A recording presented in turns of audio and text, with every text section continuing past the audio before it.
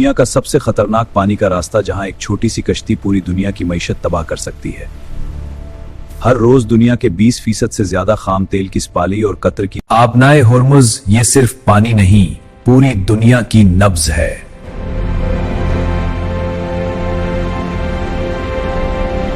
क्या आप जानते हैं कि सबसे छोटी आबनाए सबसे बड़ी ताकत कैसे बनती है? ये आबनाए होर्मुज है।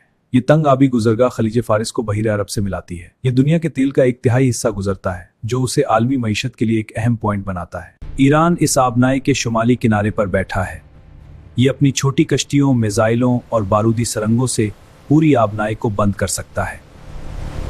अगर हिर्मुज बंद हुआ, तेल की कीमत दोगुनी 3 गुनी हो जाएगी।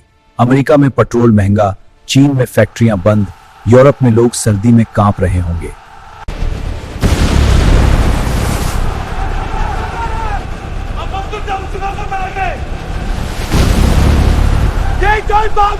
क्या ईरान को हुर्मुज बंद करने का हक होना चाहिए? हाँ या नहीं?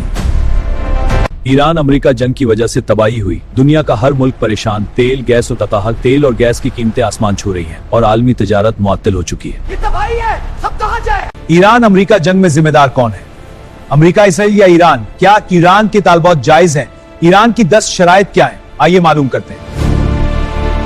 ईरान का 10 निकाती अमन मंसूबा। 1. इस बात की जमानत दें कि ईरान पर दोबारा हमला नहीं किया जाएगा। 7. ईरान होर्मुज जिक्र करने वाले हर जहाज पर $2 मिलियन की फीस आयद करेगा। 8 अप्रैल 2026 तक पाकिस्तान ने अमेरिका और ईरान के दरमियान 2 हफ्तों की जंगबंदी में कामयाबी के साथ थालती की है, जिससे आबना इस दिनों के हमलों को अदाद की सालती मुज़ाकरात को मुकम्मल बरकाया गया है। पाकिस्तान ने अमेरिका और ईरान के साथ अपने ताल्लुकात को बरोए कार लाते हुए फौजी तसादुम के खात्मे के लिए बैक चैनल मुज़ाकरात की सहूलत फराहम की। चीन, बरतानिया, रूस और ऑस्ट्रेलिया ने थालसी की कोशिशों को तस्लीम किया।